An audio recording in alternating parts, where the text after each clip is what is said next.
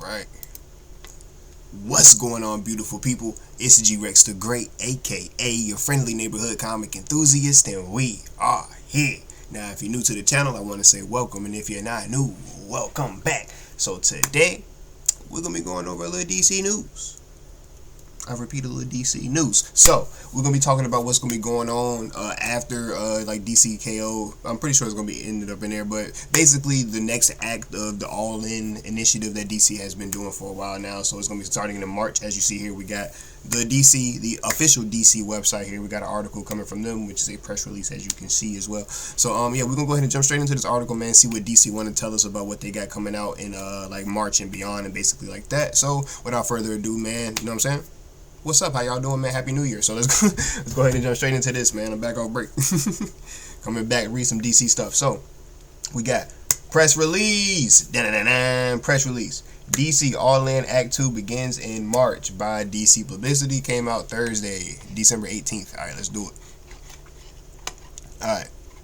It says DC's flagship comic book titles ascend after DC KO. Batman, Wonder Woman, Superman, and more launch bold new arcs this March as DC's ongoing mainline comic book series all evolve alongside DC's next level launches and the Absolute Universe. Alright, from the launch of the DC All-In Special to the introduction of the Absolute Universe and into the DC KO event, and honestly, this has been a great read. Honestly, like all of that from starting in, you know what I'm saying, we coming out of like Rebirth and stuff like that into like DC All-In, then getting into like the Absolute Universe, DC KO. This has been a nice little stretch of like 2, 3, 4 years of like comics, honestly. So, all right, event that we're in right in the middle of now. We're determined to build on all of the fan enthusiasm and the retail support and story momentum by continuing to take big swings in 2026, said Scott Snyder in the DC Next Level announcement. The momentum continues this March as DC All In begins its second act, with DC KO concluding on March 4th. DC's flagship titles enter bold new storylines that redefine the heroes that comic book fans know best. Together with the launch of DC Next Level #1s and the ongoing Absolute line of comics, these ongoing series form the backbone of the DC Universe Next All-In chapter. Alright, first up we got Wonder Woman begins the Wonder War.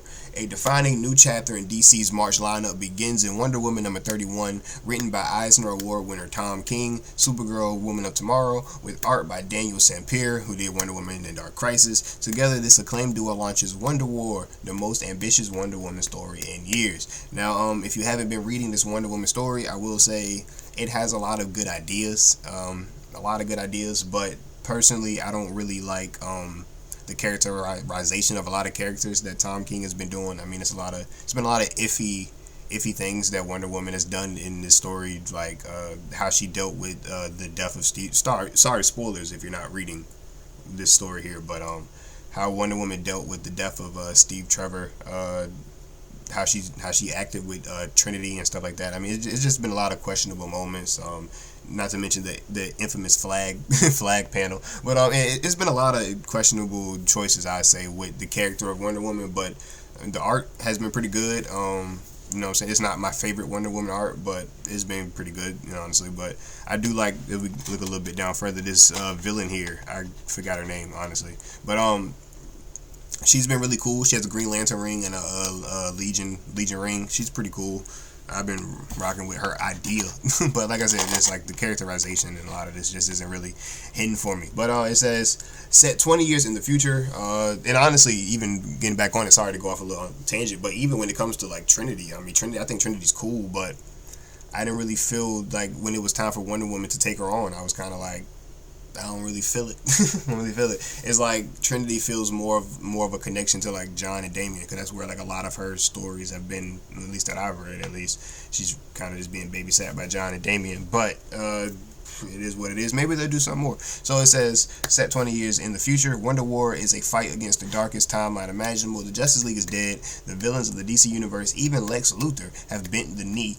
And the that's her name, the Matriarch, that's her name. First introduced in the sold-out Wonder Woman #25, has risen to power as the Queen of America. Against his backdrop, Diana and her grown-up daughter Trinity must unite to resist a foe whose insurmountable strength threatens to conquer the entire world.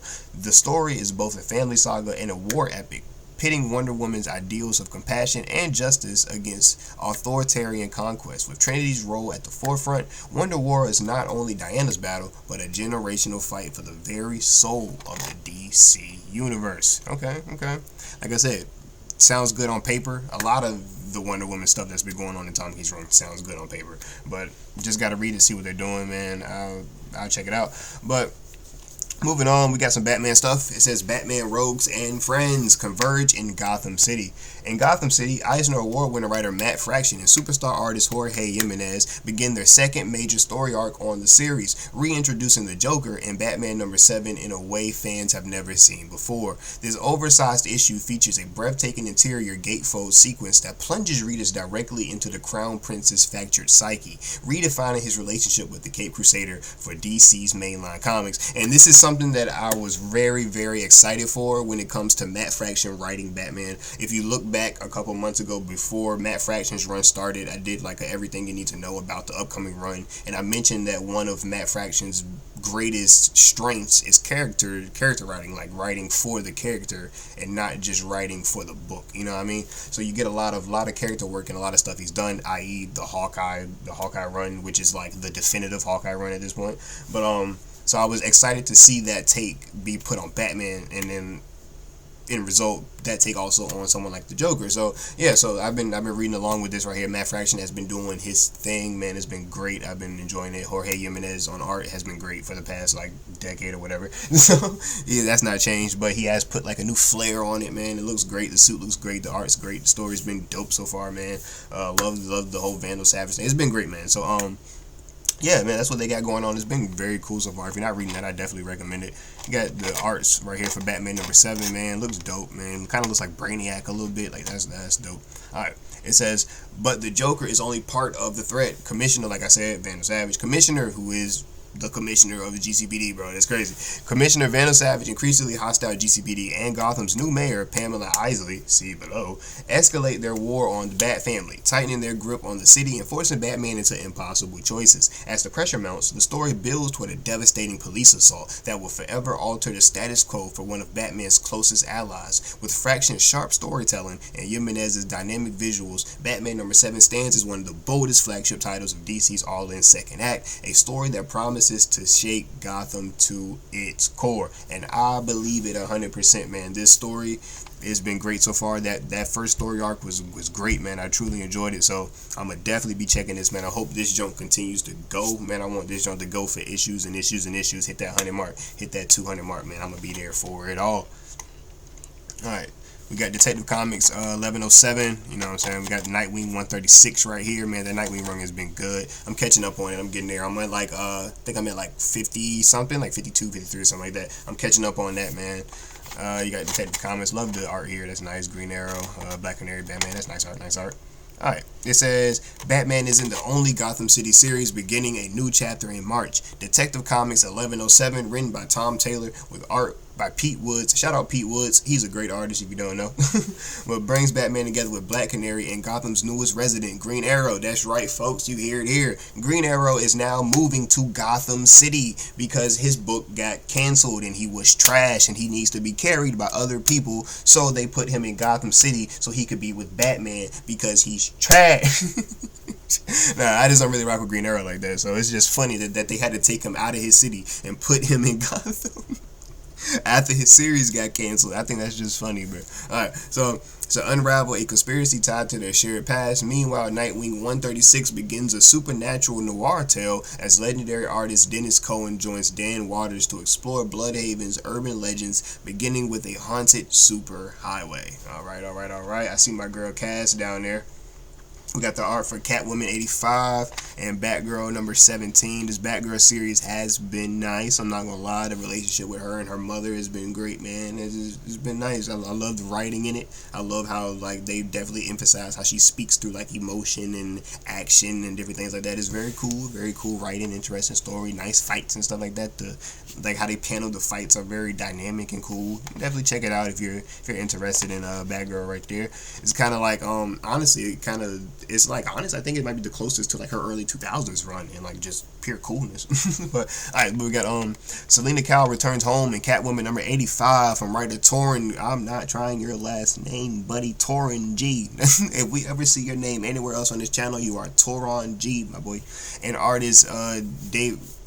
You're DG, my boy. Cassandra Cain inherits cursed powers and Batgirl number 17 from Tate Bromball and Takeshi Miyazawa. The art has been great. Harley Quinn splits into two personalities in Harley Quinn number 60 from Elliot Kalan and Carlos Oliveras. And as referenced in Batman number 7, Pamela Isaiah ascends as Gotham City's new mayor in Poison Ivy 42. So that's going to be, affecting multiple titles there. Alright, we got boom, the art for Harley Quinn number 60 and Poison Ivy number 42. Alright, in March, we got Reign of the Superboys. This is what we're here for. We were definitely very, very interested in this. It says, in March, DCKO leaves the DC Universe in need of a new Superman, as we mentioned in our previous video that we dropped right before we went on break about 2 weeks ago, where we covered Superboy Prime will be taking over, basically the mantle of Superman, essentially. But we're going to get almost like the Reign of Superman scenario back in the day when Superman died, but we're going to get it with the Superboy. So this is a cool flip, man. John Kent, Connor Kent, Superboy Prime, even Thunder, was it Boy Thunder, Thunder Boy or something like that, whatever his name was, from the World's Finest run, one of the earlier arcs of that. He's going to be coming back. He was tied to the Kingdom Come storyline, so basically he was found, just gets a little emphasis on World's Finest. World's Finest is set like back when Dick Grayson is Robin, so it's like a prequel type of situation. And basically they found this kid, Boy Thunder and everything. He came from an alternate timeline type of situation. They paralleled whatever. He came from somewhere else, like a different universe, whatever. He pulled up here and everything. He got powers because he was attached to the sun or whatever. So Superman basically took him as his first sidekick. So they was rocking. He was trying to basically teach him Superman's morals. He was being his sidekick and whatnot, basically fighting alongside Batman and Dick Grayson. And he was kind of going overboard a little bit. He was kind of stepping out of line. They kind of tried to put him with the Titans and stuff like that, but it wasn't really working. And essentially he thought that Superman basically was giving up on him and whatnot, and he ended up going like to the future or whatever. And that's when we get to the Kingdom Come storyline. Basically he lived out his time on the Kingdom Come jump, grew to be an old age, and then a lot of stuff happened in the World's Finest book. I didn't get too deep into it. If you want to read it, check it out, my guys. Pretty cool story. But he's gonna be coming back allegedly as well. And so let's go ahead and look a little bit further. It says the Reign of Superboy saga across all DC's 4 ongoing Superman-related titles. The adventure begins on March 11th with Action Comics 1096 by Mark Waid, where young Superboy Clark Kent from the past collides with today's Justice League Unlimited. This clash across time bridges Superman's earliest days with the present, while Martian Manhunter, Mary Marvel, and more. She's a demon, by the way. Mary Marvel is a problem. And more. Search for the missing Man of Tomorrow in the past. Also, on March 11th, Supergirl number 11 by Sophie Campbell thrusts Kara into the bottled city of Kandor, where she loses her powers and gains a cybernetic upgrade. It's going to be Supergirl 2077 to lead a revolution alongside Connor Kent, Superboy, and a legion of Boy Thunder clones. Okay, so that's where Boy Thunder comes into play. He's going to have a bunch of clones, okay? So what do these clones mean for the future of the House of L? Only time will tell. Together, these opening chapters ignite a sweeping storyline that spans the Superman family and propels DC's new Superboy saga forward across March and beyond. So then we got... going down, we got the covers here. This is going to be the cover for Action Comics 1096. Dan Mora on the art. Anything Dan Mora draws is amazing, man. He's my favorite artist right now. I tell you that every time I see Dan Mora mentioning anything, I let y'all know that he is my GOAT right now. And this is the cover right here with Superboy, Connor, Kara, and Boy Thunder, one of the clones. Alright, the following week on March 18th, Superman Unlimited number 11 from Dan Slott and Lucas Mayer expands the arc with John Kent facing a terrifying time-bending foe and the debut of Tomorrow Man, a brand new character whose arrival shakes the timeline itself. Finally, the open month of DC's new Superboy saga culminates on March 25th with Superman number 36 by Joshua Williamson and Dan Mora. As Superboy Prime steps into the spotlight of the ongoing series, normally reserved for massive crossover events, Prime now claims the mantle of Superman in a bold, action-packed story that redefines the legacy of Metropolis, with each series spotlighting fan-favorite characters. Reign of the Superboys invites fans to follow the saga across all 4 titles and dive into the one that spotlights their favorite hero as the Superman family enters the second act of DC All In. So the main ones that I'm gonna be going through here, I'm already reading the main Superman by Joshua Williams. I'm already reading that. I'm already caught up, so I'm gonna definitely be picking that up. Heavily excited about Superboy Prime taking over the mantle of Superman. Man, that's gonna be heat. I'm not gonna lie, that's gonna be so heat, man. Then Lois, low-key getting her powers back and becoming Superwoman again. This joke is gonna be heat, bro. But honestly, I don't think they had to like give us this build up like this. I think they could have just did it. Honestly, I don't think they had to like keep doing these like press releases letting us know. They could have just dropped this junk on March 25th, bro, and we would have been like, yo, we would have been going crazy. All right, we got more of the arts here. Superman Unlimited number 11, then by Dan Moore. Like I said, anything drawn by Dan Moore is absolute heat, bro. He is the definitive artist for me right now, man. All right, DC Cosmos Comics and Beyond, some Green Lantern stuff. Green Lantern 33 Legacy number 600. Got a notification, sorry. Alright, beyond Gotham and Metropolis, DC's cosmic heroes enter bold new eras in March 2026. Green Lantern number 600 celebrates a milestone anniversary with stories from Jeremy Adams, Ron Mars, Zereminko, Daryl Banks, and more, as Hal Jordan is tested and Kal Rayner returns to Earth. In Green Lantern Corps number 14, Morgan Hampton and Fernando Passeri make Guy Garner the All-Sight, assembling a team to track vanished emotional entities. And then we got DC's Aquaman, the GOAT! Shout out my guy, the GOAT. DC's Aquaman series is officially retitled Emperor Aquaman, beginning with issues number 15 as Jeremy Adams and John Timms launch Arthur on a conquest across the stars, wielding Omega energy against the Crimson Queen. Now, this is what I want to say. Does this spoil the end of DCKO? It says, I'm gonna highlight it so we can all cover this. Together. Make sure we all reading along. All right, get me right. They hold me. All right, we right. It says DC's Aquaman series is officially retitled Emperor Aquaman, beginning with issue number 15 as Jeremy Adams and John Timms launch Arthur on a conquest across the stars, wielding Omega energy against the Crimson Queen. Now, we know that the winner of the DCKO tournament is going to get basically Omega energy and become King Omega. Emperor Aquaman. You have to conquer to become, King Omega. Emperor Aquaman. Travel the stars wielding Omega energy. I predicted before this whole tournament started that Aquaman could genuinely win this. I'm gonna need my flowers if I'm right. That's all I'm saying. I'm gonna need my flowers. My goat gonna need his flowers. I need no more slander on my goat's name. We gotta respect it, man. That's my guy. Alright. And also, since we're here, might as well talk about it, man. I got a bunch of Aquaman comics coming in, man. I got some of them in already, but I got one more coming in the mail. I just got the notification for it earlier. Matter of fact, I'll go ahead and check it right now. See if I can see. It said it arrives Tuesday. So I got that one extra Aquaman comic coming in Tuesday, and I got 3 extra comics coming in Tuesday as well. That's gonna be a surprise. Look for y'all. I'm gonna definitely show y'all on the channel here. We got a lot of new Aquaman comics coming in, and some 3 junks that I'm excited to show y'all about that I ain't gonna tell y'all. But back to this specific thing here, man. So Aquaman might be winning DCKO like I predicted, but if he's not, this is still a dope concept to take Aquaman on. Like, we know, like I'm a kind of get into this bag a little bit because Aquaman is my favorite superhero. So we're gonna talk about this a little bit here. You know how we get down over here. It was Aquaman. We want to talk about it. So we know that Aquaman is the king of Atlantis. We've seen billions and millions of stories of Aquaman in Atlantis and the doings and the not doings of the stuff that goes in and around Atlantis. We've seen that a million times. But this right here is something very fresh, very new. Aquaman is gonna be traveling the stars, traveling through space. But see, this is how it makes sense. People will be like, he's the king of Atlantis, he lives in underwater, why would he be traveling through space, this, that, and the third? That's because they're not reading the ongoing Aquaman. They're not reading it. So Aquaman is the avatar of the blue. Now, with the power of the blue, Aquaman essentially has a power that can rival a god, as we just saw him beat Hawkman with his power boosted by the god Horus. We just saw that in DCKO. We also saw Aquaman defeat Dagon, the person who was the previous person controlling the blue before he took over the mantle. And as we saw multiple occasions, he was able to just travel Like he can just travel places in the universe, because why not? You know, he can just do that. And he can also hear every ocean in the. It's been said multiple ways. Some panels have said galaxy, some panels have said universe, but essentially I'm gonna say universe because it sounds cooler. But he can hear and connect to every ocean in the universe, and he can just, from what I can tell, he can just go there.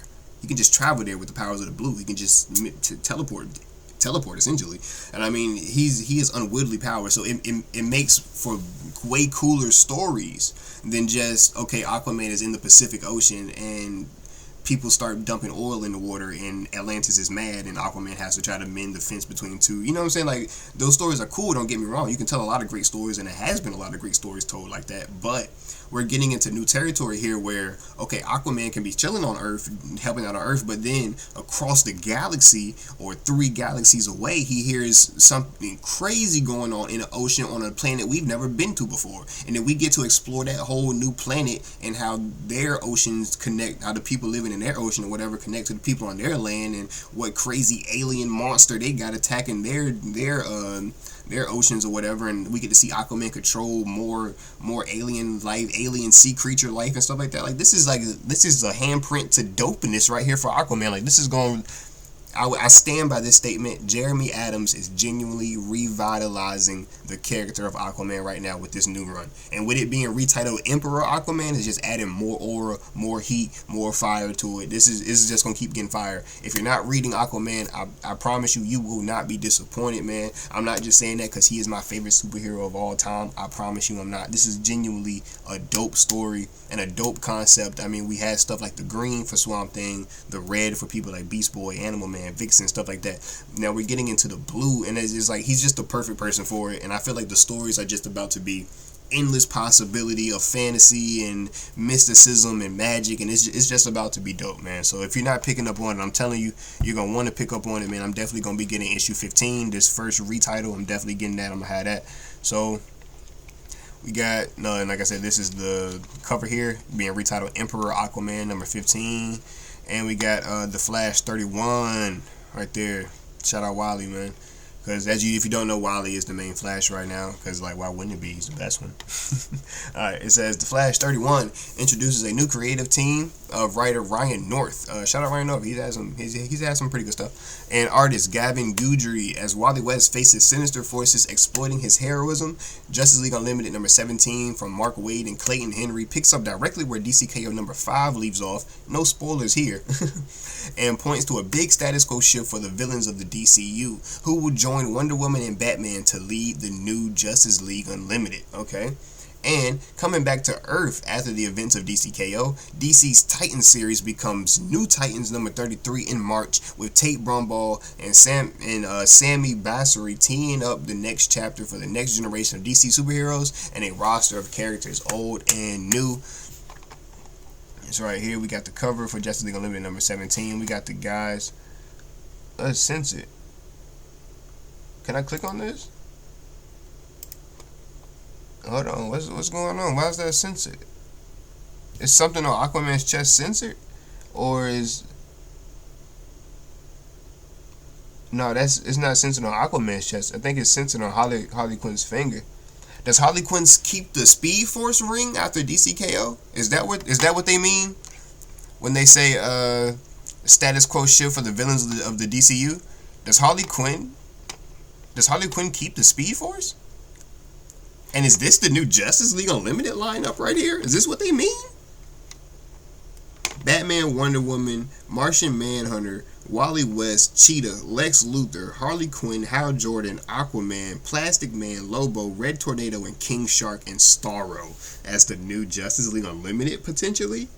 That's crazy, and I'm going to read it to see what happens. I love this Wonder Woman. It got to be drawn by Dan Moore. The art too fire. I'm telling you, I knew it. It's drawn by Dan Moore. The art too fire. Alright.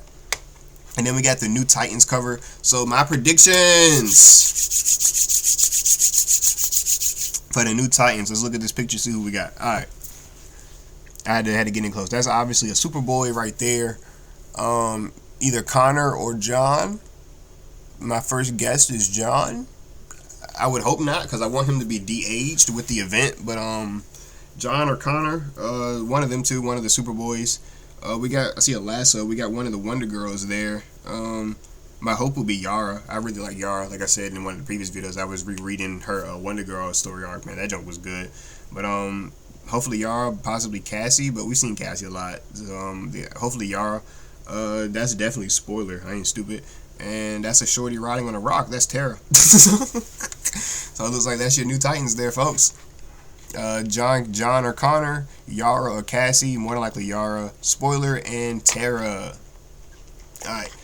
With bold creative teams shocking new arcs and milestone issues, DC's flagship comic book titles prove that the second act of DC All In is not just about new launches, it's about raising the stakes in the books fans already love. This March, the DC Universe expands across 3 core pillars. DC Next Level with new number ones like Batwoman, Lobo, and Deathstroke the Terminator.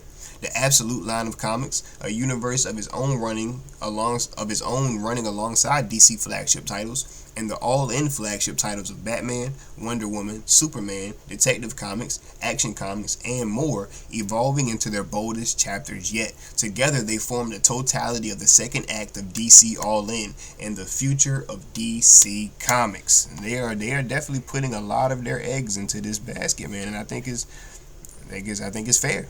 And it says, for the latest updates, DC All In, DC Next Level, you know what I'm saying, check out DC Comics, all social medias, man, DC.com, that's where we're at right now. You know what I'm saying, check out DC Universe Infinite, that's where we just read Red Hood versus Joker. We just checked that out. We just dropped that video.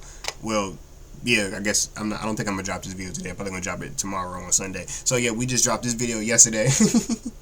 And yeah, we dropped this, so check that out, man. We definitely read a lot of stuff up here. Shout out them. We'll pop out to the page, man. We'll shout them out. I guess not. I guess we're not. You know. I guess we're not. Okay, there we go. Yeah, shout out them, man. You know what I'm saying? You got a lot of easy way to update your things, man. Keep your stuff in order. You know what I'm saying? You got your history and whatnot. I've been reading this Green Lantern junk, catching up on that, man. Justice League Red, that's kind of cool. Stuff like that. Read that today, recorded that video. So yeah, man, like I said, got a lot of good things coming out of DC, man. But shout out to y'all most and foremost, man. Shout out to y'all. I'm glad to be back, man. Took a nice little break for the holidays, man. I hope y'all had a great holidays, you know what I'm saying? Whatever y'all celebrate, I hope you had an amazing one for sure, man. And a happy new year for sure, man. But that's all I got for you. So thank you for popping out. If you checked out this DC Comics news with me, man, we see what's going on with DCKO Act 2, All In Act 2. But shout out to y'all, man. Spread peace, love, positivity, all of those good things that I let you know, man. But outside of that, I'm RexTheGreat, your friendly neighborhood comic enthusiast, and I guess I'll be catching y'all next time, man. Probably gonna record another video right now. I ain't gonna lie to you.